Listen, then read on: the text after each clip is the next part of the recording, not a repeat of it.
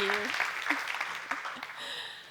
I'm here today to talk about our sustainable farm and how we address some of the issues facing farming today. My partner Pete and I grew up on farms, Pete in the broad acres of Kingaroy in Queensland, and myself in fine wool country near Yass in New South Wales. We met 10 years ago and we fell in love over the romantic talk of crutching and crop rotation. And we both really wanted to return to our roots and buy our own farm. So we found 11 rundown acres at Belli Park in Queensland and we started planning our farming future. We did have clear intentions because we'd both been dreaming of doing this forever. We wanted to grow a commercial but sustainable crop on our land. We wanted a simple, healthy lifestyle for our children, and we wanted to grow our own food. So we wanted the good life. We had never run our own businesses, but we knew a lot of farmers, and we knew that farming was a high-risk business. Farmers face the challenges of weather, climate change, and products with a very short shelf life. Farmers work in a pricing structure where the supply chain sets the price, regardless of cost or return on investment. And we knew farmers who'd ploughed their crops back into the ground because the price on offer at the time of harvest didn't cover the cost of picking. There can be up to 5 steps in the supply chain between you and the farmer, and a farmer can receive as low as 10% of a retail price. And this is what it means when you're a price taker. In 1990, in this region, in this season, you could buy carrots for 99 cents a kilo. 25 years later, in this region, in this season, carrots are $1 a kilo. So the farmers, that's 10 cents for the farmer, and hardly any growth, 1 cent growth in 25 years. This has meant that our sector's average income is very low. Last year, we averaged $38,939, and that's our income. And this is what we're growing here and all around the world to try and minimise risk. Meat, which would be great, except that we're not carnivores. But the biggest issue that Pete and I saw was the use of chemicals in food production. And unfortunately, chemicals and low prices are connected because chemicals are the shortcuts that farmers can use to grow cheap food. So the lower the prices, the more shortcuts, the more chemicals. And this issue is in the news right now with the strawberry runner industry, who use an internationally banned ozone-depleting gas called methyl bromide to nuke the ground before they plant. To use this, they have to apply to the United Nations for an exemption, which is granted on economic grounds, because the industry states that the Australian consumer won't pay for clean alternatives, which would place strawberries at around $10 a punnet. But we wanted to eat our food and work on our land ourselves, and we weren't prepared to create a business that would harm the environment or our family. And who remembers the 2-headed fish in our own waterways attributed to another farm chemical called carbendazim, which is commonly used in fruit and nut production. And our land is at the headwaters of the Mary River, flowing to the whale breeding grounds of Hervey Bay. So we felt particularly responsible, flowing, I might say, to the land's edge. At this point, most people will be turned off this industry, but this is all we ever wanted to do. So we had to think hard about a crop that we could grow commercially on 11 acres and that we could grow without chemicals. So we decided that we would grow feijoas, a niche fruit crop, not grown commercially in this country, that we would grow organically and that we would bypass the supply chain, create a market, and sell everything direct. We didn't know how to do any of these things, but we never thought we were doing anything special. We just thought we've covered our bases and we've stuck to our values. We did think it was going to be really hard work, and we knew we'd make mistakes, and we knew we'd learn a lot. Well, after 5 years, when we finally had a crop to market, we learned so much more than we ever dreamed of. Like using social media to find and connect with our customers. Like using the latest in leaf technology to test our plants and our fruit for maximum nutrition. Like brewing microbes to replenish our depleted soils. And in the time that we were learning, food became the sexy subject of our time. Food and foodies are one of the reasons that we could be successful. Now, at the same time, when we became involved in our industry, we became aware of the global issue.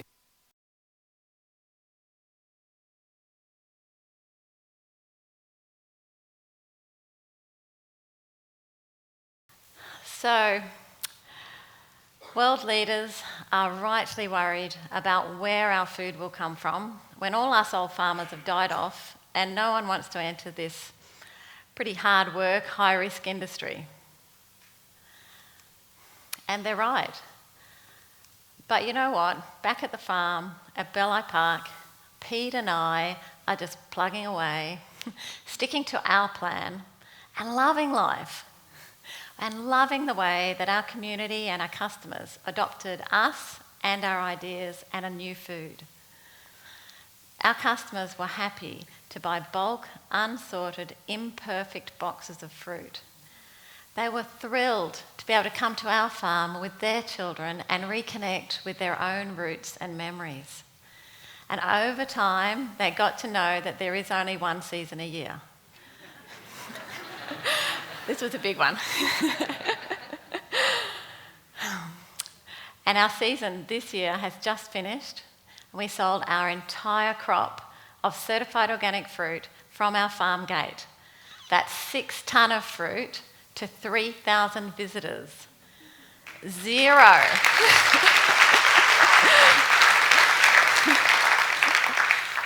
Zero supply chain, zero chemicals, and a fair price. And we have made so many real friends and had received so much gratitude for just doing something that we love. Our community has also adopted us. And last year, Pete and I were sponsored by Slow Food at Noosa to travel to Italy as Australian delegates at the Slow Food International Conference, which is called Terra Madre. This is wow. This event is like sort of the Olympics for farmers. So there are 63 countries, 3,000 delegates, 220,000 visitors, and Sal and Pete from Belli Park in Queensland. My favourite moments were the opening addresses from Michelle Obama and Pope Francis, thanking us for our work in protecting the health of our communities. Affirmation from world leaders, it is life-changing. And I asked Pete, pinch me 100 times, because I never want to forget how good it felt to be part of that much positive energy. We met farmers from every corner of the earth. We ate our way around the world as well. But we spoke to farmers from first to third world countries, small farmers like us, and everyone was so happy and so proud of what they produced with their hands. So we realised that on the one hand, we love our job with so much passion and dogged determination that we will produce a crop against all odds. But on the other hand, what we all learned wasn't really sustainable, and it didn't attract new people to this job, this very vital job. I feel that what we eat, it will cost the earth. So it's a complex debate, because no one wants to create barriers to fresh food being available to all, and that is the meaning of food security. But if we don't start to increase returns for farmers, we will not have fresh fruit and vegetables grown in this country, and we will be importing everything.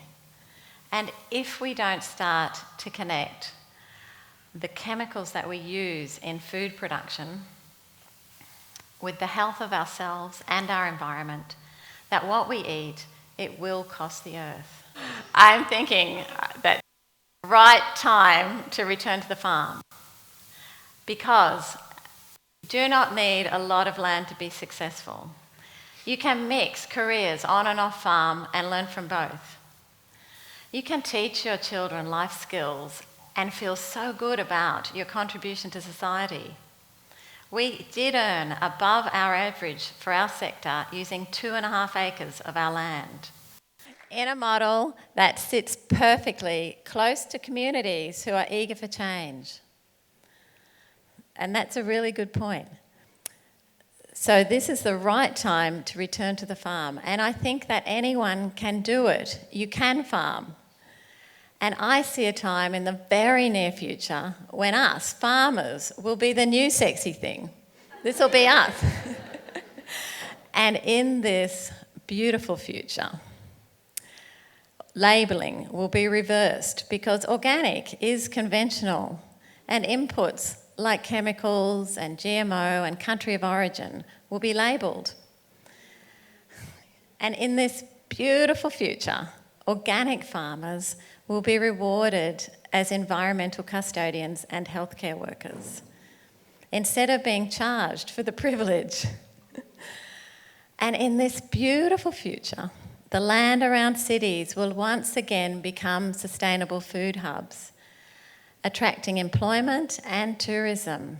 And Noosa, this is the perfect place to become Australia's first organic shire.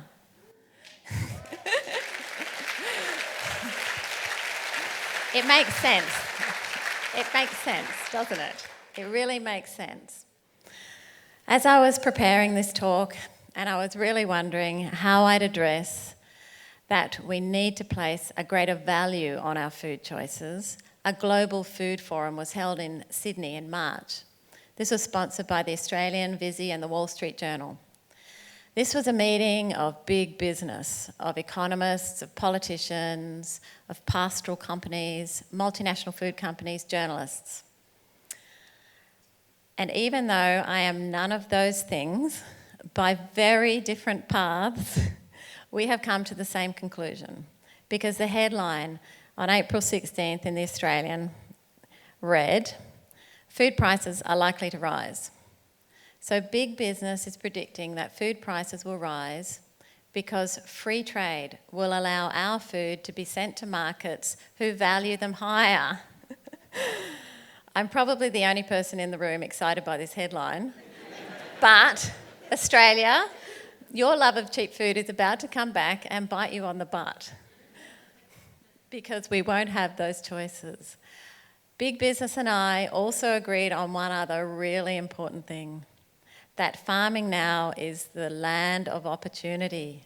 This is the right time to head back to agriculture, and you can farm. Our little farm has taken us all around the world. But when Pete and I started, we had no idea that we were modelling change. We just wanted to work together according to our values. But you won't believe how good it feels. At the end of our season, when we are really tired, we sit down and we write a list of all the things that we love about our life. We do it secretly, then we compare our lists, and it's our way of making sure that we're still living our dream. One of our things on the top of our list is something very simple every year. This is it. Walking through our orchard. You see, overriding all other achievements, it's our connection to our land, to nature, that makes us feel happy. We have the good life. Thank you.